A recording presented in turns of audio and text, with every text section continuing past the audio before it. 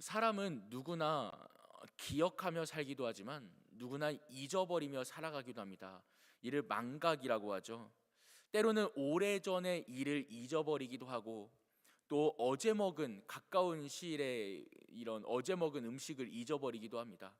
이게 참 좋을 때도 있는데요, 때로는 나에게 오랜 아픔이었던, 이 상처가 되었던 일을 망각하게 되는 또 어떤 축복이 되기도 하고요. 하지만 때로는 내가 갚아야 할 감사를 잊어버리게 되는 장애물이 되기도 합니다.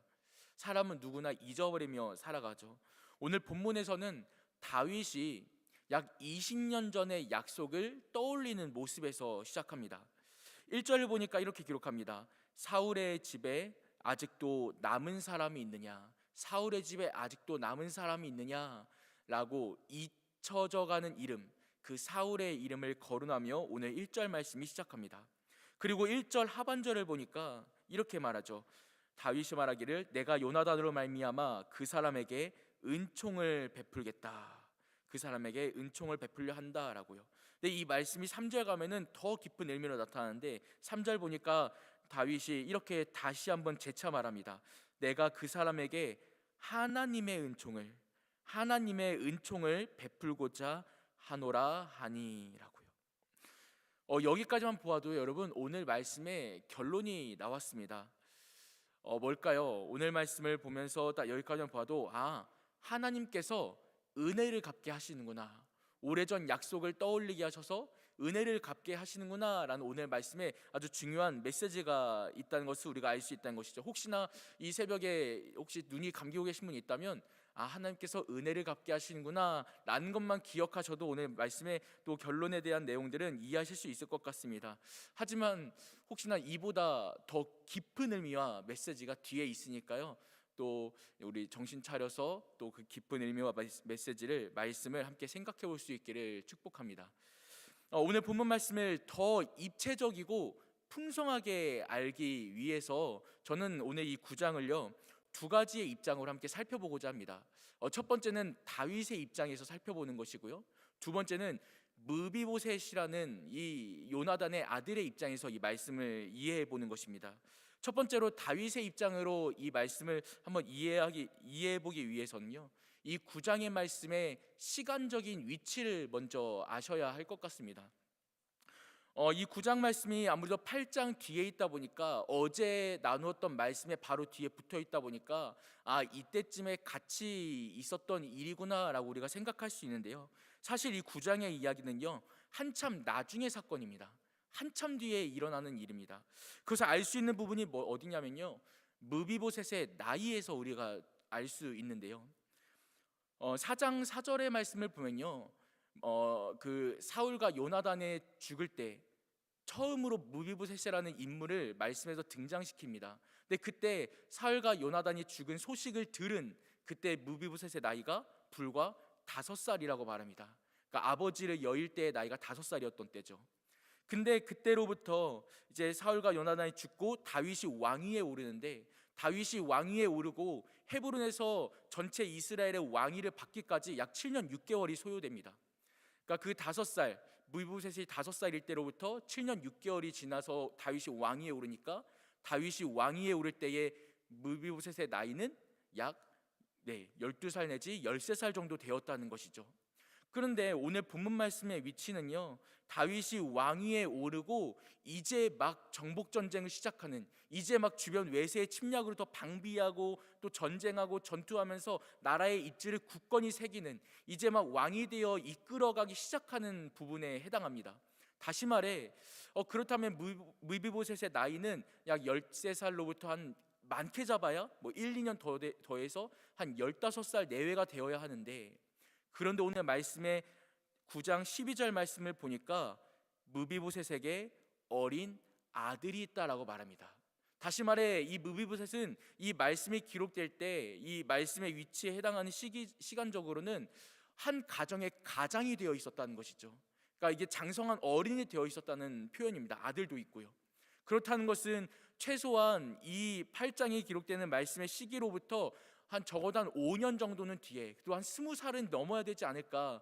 그렇다는 것은 이 본문의 위치가 이때가 아니라 한 대략적으로 5년 정도는 더 뒤에 흐른, 한 5년 6년 정도는 더 뒤에 있는 사건이다라는 것이 많은 성경학자들의 해석입니다. 그렇다는 것은요, 여러분, 우리가 생각해봐야 할 일이 있는데, 다윗이 이 8장이 기록되는, 이제 막 전쟁하고 어제 4군데의 민족을 이기는 이야기를 나눴잖아요. 그 전쟁에서 막 이기고 한 5년 정도 6년 정도 흐른 뒤에 상황은 어떤 상황이었는가? 다윗에게 있어 왕권의 안정기가 시작됩니다. 그러니까 안정적이고 여유가 있고, 우리가 잘 알지 않습니까? 그러면서 밧세바 사건이 있고 다윗의 마음에 여유가 있으니까 죄가 들어오고 막 그런 사건이 있는, 막 그런 안정적인, 나라가 안정에 취할 때, 그런 시기가 다윗이 이 약속을 떠올리는 시간적 배치라는 것이죠.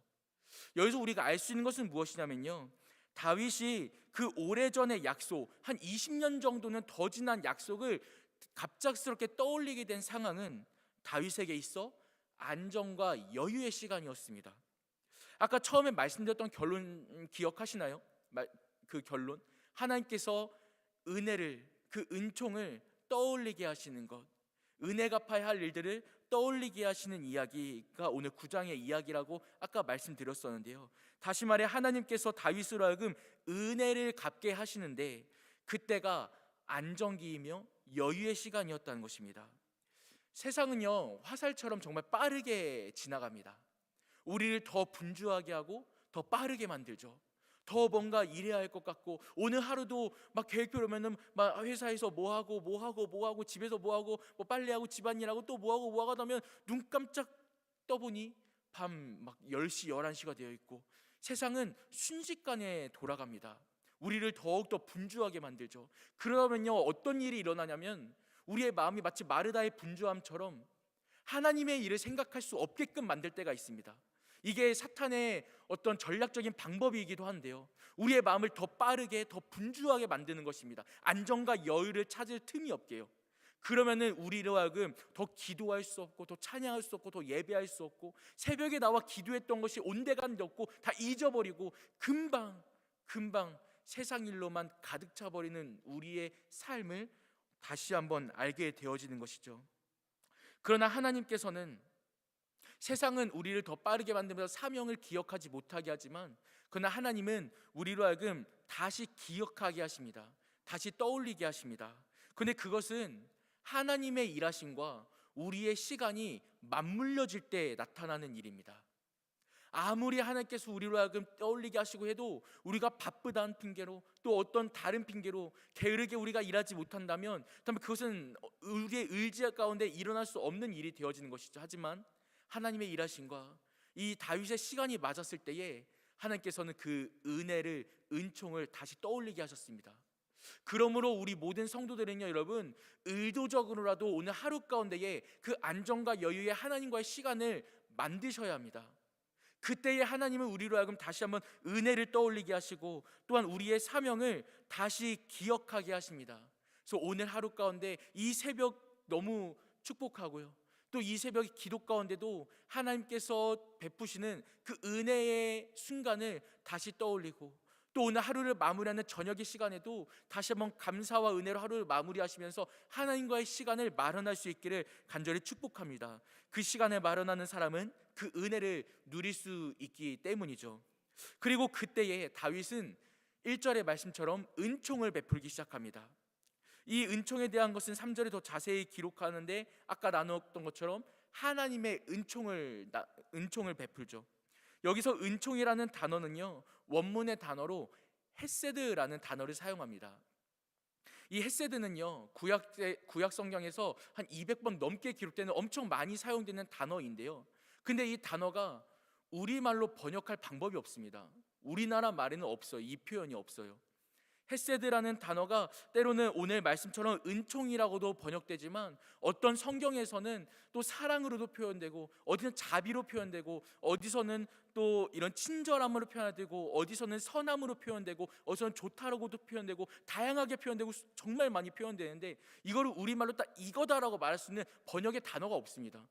이 단어를 가장 많이 쓰는 것이 시편인데요, 그 시편에서는 보통 하나님의 선하심과 하나님의 인자하심을 찬양할 때 이 헤세드라는 단어를 사용합니다. 근데 이 단어가 우리말에도 마땅한 게 없고요, 심지어 영어에도 없습니다. 그래서 영어 성경도 이 헤세드를요 다양하게 표현해요. 뭐 사랑의 친절함, 뭐 이런 기타 등등 여러 가지로요. 마땅한 단어가 없고, 이 헤세드라는 단어는 오직 유대 민족 안에서만 딱 표현되는 단어인 거예요. 번역할 방법이 없습니다. 왜냐하면 헤세드는 기본적으로 하나님의 성품에 기이한 단어입니다. 하나님의 성품을 표현하는 그 기반한 표현이기 때문에 다른 나라 말로는 어떻게 표현할 방법이 없는 거예요. 그나마 비슷한 게 긍휼이라는 단어인데요, 이것도 딱 마땅치는 않은 것 같습니다. 유대 윤리에서 헤세드라는 단어를 기반한 행동을 몇 가지로 표현했는데요, 헤세드는 이런 겁니다. 어린 아이에게 생계에 필요한 모든 것을 제공하고 아이를 사랑하는 것이 헤세드라고 유대 윤리에서 표현합니다. 뿐만 아니라, 이건 첫 번째일 뿐이고요, 이외에도 막 있는데요, 뿐만 아니라 병자들을 방문하고 치유하는 것이나 가난한 사람들에게 자선을 베푸는 것, 낯선 사람에게 환대를 제공하는 것, 죽은 사람을 돌보는 것, 또 하나님을 온전히 사랑하여 어떤 이유에서도 그분의 봉사를 저버리지 않는 것이 헤세드이고요, 그리고 사람과 다른 사람 사이에 평화를 만들어주는 것, 이것이 헤세드다. 여러분, 이걸 뭐라고 표현해야 합니까? 이걸 어떤 단어로 표현해야 되죠? 우리가 생각하고 있는 사랑의 기준을 훨씬 넘어섰습니다. 우리가 생각하는 자비의 기준을 넘어섰습니다. 여러분, 요즘 시대에 누가 낯선 사람에게 환대를 베풉니까? 뭐 조심하고 봐야죠. 위험할 수도 있는데. 요즘 누가 막 다른 사람에게, 사람과 사람 사이에 평화를 만듭니까? 괜히 끼었다가 이상한 일만 당하죠. 그냥 선 긋고 다가가지 않는 게 최선인 것 같은 게 요즘 사회인데요, 근데 그런 우리의 기준을 뛰어넘는 것이 헤세드, 긍휼, 자비, 인자함, 사랑의 표현이라는 것입니다. 그것을 지금 다윗은 누구에게 베풉니까? 사울의 아들 요나단의 아들 무비보셋에게 베풉니다. 정확히는 그 가정에게 베풀기 시작합니다. 그 집에 하나님의 은총, 하나님의 은혜, 하나님의 성품으로 긍휼을 베풀어 줍니다.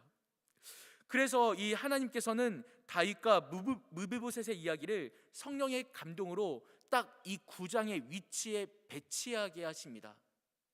여러분, 하나님께서는 왜 후대에 일어날 이 사건을 8장 뒤에 위치하게 하셨을까요? 왜 하필 여기에 기록되게 하셨을까요? 하나님의 의도와 하나님의 마음은 무엇일까요? 이것입니다. 어제 말씀 기억하시나요? 어제 우리가 승리에 대해서 나누었는데, 하나님의 언약궤가 다윗성으로 들어갈 때 그 이스라엘의 중심부에 그 말씀이 들어가자 일어난 일, 그것이 곧 하나님과의 관계 속의 승리였습니다. 승리는요, 여러분, 사은품 같은 거예요. 우리가 승리해야지 이렇게 승리하는 게 아니라요, 하나님이 내 안에 계실 때 자동적으로 따라오는 게 승리인 것이었습니다. 그게 어제 말씀으로 우리가 나눈 것이었어요. 근데 그 바로 뒤에 오늘 말씀이 기록합니다. 헤세드가 기록돼요. 왜일까요? 기억하십시오. 하나님께서 우리 안에 거하실 때에 우리의 삶에 승리가 따르지만 그와 함께 따라하는 것이 바로 헤세드입니다. 정확히는요, 내 삶 가운데 나타나게 되는 것이 헤세드예요. 마치 증거처럼요. 하나님이 내 안에 살아계신다고? 그러면 우리의 삶 가운데는 그 여유와 안정 가운데 헤세드라는 은총과 은혜의 행동들이 나타납니다. 사랑이 나타나고요, 자비가 나타나고요, 긍휼이 나타납니다. 그것을 베풀어 주는 것, 그것이 바로 성도로서 해야 하는 것이죠. 다시 말해, 우리가요 오늘 하루 가운데 점검해야 하는 것은요, 승리가 아니에요. 여러분, 이 찬양 아시죠? 승리하였네 어린 양의 여러분, 우리가 어떻게 고백합니까? 승리하였네라고 하지 승리해야지 이렇게 안 하지 않습니까? 우리에게 이미 하나님께서 승리를 주셨습니다. 언제 승리하였습니까? 하나님께서 내 안에 들어오셨을 때요. 예수님께서 십자가에서 부활과 승천으로 우리의 승리를 선포하셨을 때 우리 이미 승리를 얻었습니다. 사은품 같은 거예요. 그러면 오늘 하루 돌아올 때 우리가 이겼는가 졌는가, 이게 아닙니다. 이게 아니고요, 우리가 진짜 점검해야 하는 건요, 오늘 하루 내 삶 가운데 어떤 긍휼이 나타났는가, 어떤 사랑으로 행동했지, 어떤 헤세드가 나타났지. 우리가 진짜 점검해야 하는 건 6장 7장에서 하나님이 내 안에 그 다윗성으로 들어오시고 내 안에 들어오는 것, 8장의 승리, 그리고 이어진 헤세드, 이 9장은요 우리가 오늘 진짜 점검해야 하는 것이 무엇인가를 하나님이 우리에게 보여주고 알려주시는 것입니다. 여러분, 오늘 하루 우리가 어떻게 살아야 할까요? 오늘 하루 가운데 자비와 사랑으로 점검하는 우리 모두가 될 수 있기를 간절히 축복합니다. 큰일 났네요. 이제 첫 번째 다윗의 입장이 지났는데 지금 22분이 시간이 좀 많이 흐른 것 같습니다. 우리 두 번째 내용 우리 빠르게 함께 살펴보기로 하죠. 두 번째, 오늘 말씀을 살펴보아야 하는 두 번째 입장은요, 무비보셋의 입장입니다. 무비보셋, 사울의 손자이자 요나단의 아들. 오늘 말씀에서는 은혜를 받은 자가 무비보셋입니다. 그 무비보셋은 어떤 사람이냐면요, 이렇게 기억하시면 됩니다. 상처가 많은 사람.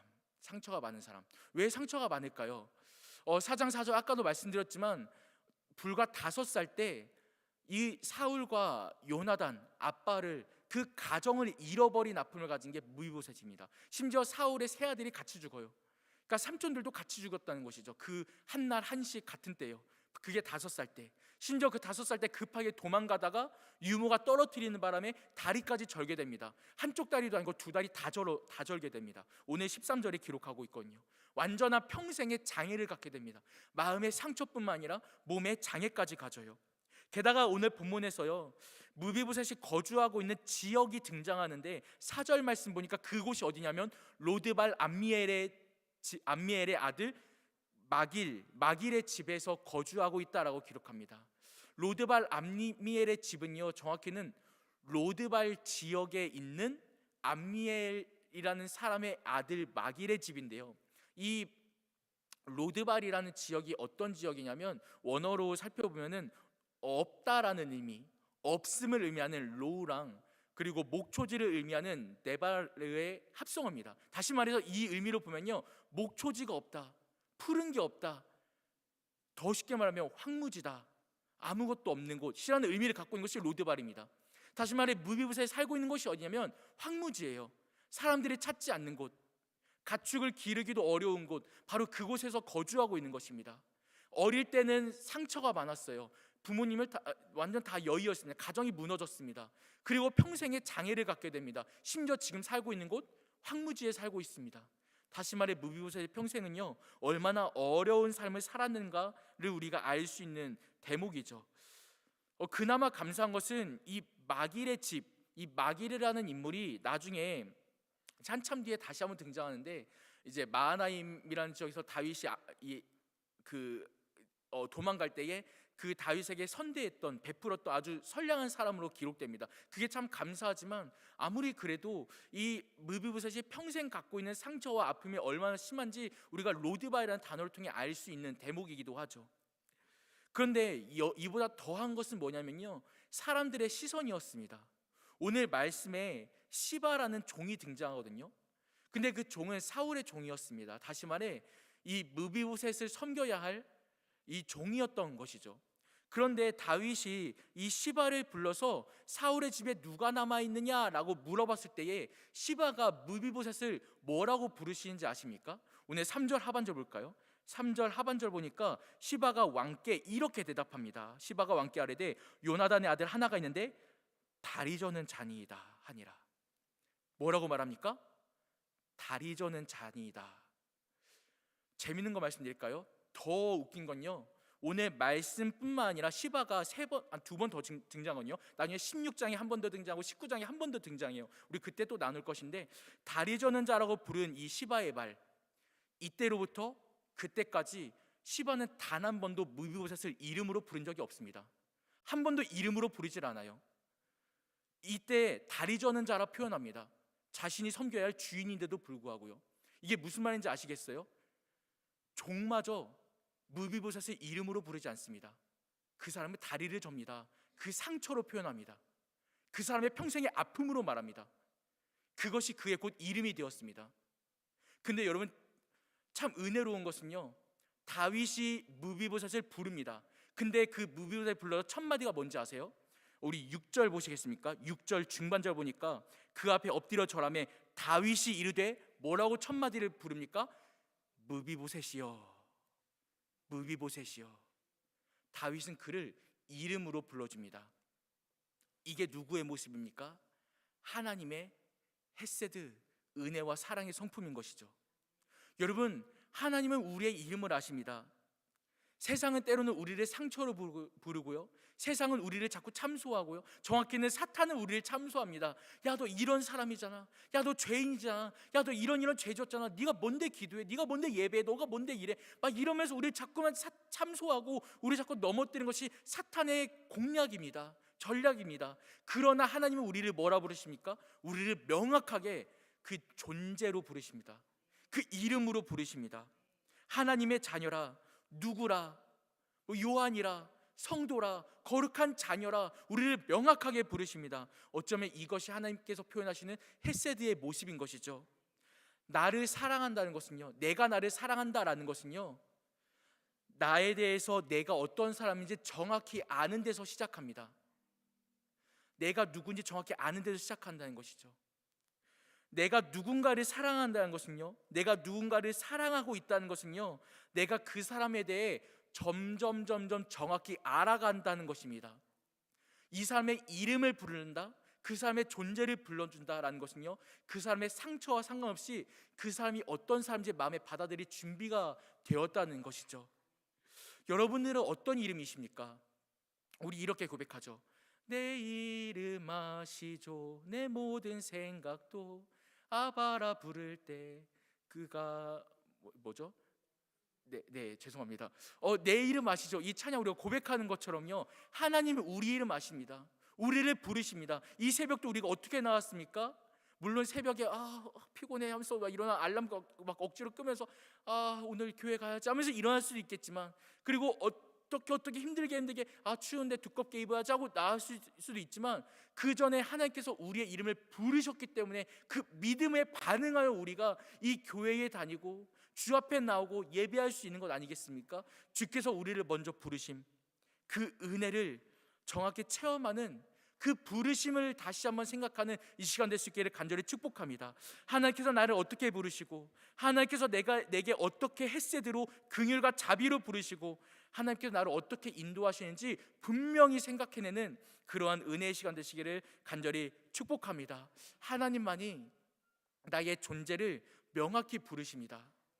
다른 사람들은요, 심지어 종마저 다리를 저는 자니라, 상처로, 아픔으로, 괴로움으로, 야, 저 사람은 뭐야 하면서 다양한 수식어로 우리를 부를 때에, 아니요, 우리를 하나님은 그저 성도라, 자녀라 부르시고요, 우리를 주 안에 하나 된 가정이라, 아들이라, 딸이라 부르십니다.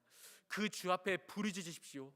그 나를 부르시는 주님 앞에 더 나아가십시오. 그 주님 앞에 더욱더 기도와 간절함으로 주의 옷자락을 만진 심령으로 나아갈 수 있는 이 기도 시간 될 수 있기를 축복합니다. 말씀을 정리하겠습니다. 하나님의 말씀이 그 언약궤가 다윗성에 들어오듯 하나님의 말씀이 내 안에 들어와 있는 사람에게는요, 일부러라도 안정과 여유의 시간이 필요합니다. 왜 그럴까요? 그 가운데에 우리의 마음 가운데 긍휼과 자비의 헤세드가 삶으로 나타나기 때문이죠. 그런데 하나님께서 우리에게 먼저 그 은혜를 베푸셨습니다. 그 헤세드를 표현하셨습니다. 어떻게요? 우리를 부르심으로요.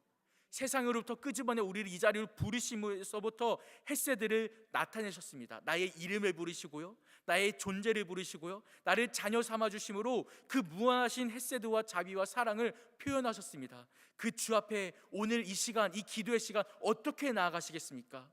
어떻게 반응하시겠습니까? 어떻게 주를 나의 아버지라 고백하시겠습니까? 주 앞에 더욱더 뜨겁게 반응하며 주께 모든 것을 고백하며 토로하는 나의 모든 것 하시는 주님, 내가 전능하신 아버지 아닌 우리 주 앞에 나아갑니다. 고백하는 이 시간 될 수 있기를 간절히 축복합니다. 기도하겠습니다. 살아계신 하나님, 감사합니다.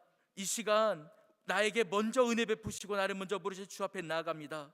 나에게 헤세드, 그 사랑과 인자함과 자비와 긍휼 베푸신 주 앞에 우리가 온전히 나아갈 때에 우리의 삶 가운데 그러한 주의 사랑이 나타날 수 있도록 인도하시고 함께하여 주시옵소서. 주님께 간절히 간구하며 예물 올립니다. 이 모든 감사 예물과 작정의 예물들 주님 흠양하시고 인도하여 주시고, 뿐만 아니라 이 시간 이 예배당으로 달려나오는 몸의 예물, 주께 이 한 시간을 드리는 시간의 예물, 모든 것 주님 아시오니 주여 응답하시고 주님께서 더 큰 은혜와 은총과 햇새으로 우리를 불러주시고 베풀어 주시고, 오늘 이 시간 가운데 주의 은혜를 다시 한번 떠올릴 수 있는 은혜의 시간 될 수 있도록 함께하여 주옵소서. 기도의 문이 열리게 하시고 입술이 열리게 하시고 하늘의 문이 열림으로 말미암아 그 주로 말미암은 축복과 은혜를 더불어 받는 이 시간 될 수 있도록 함께하여 주옵소서. 살아계신 예수님의 이름으로 기도합니다. 아멘. 하늘에 계신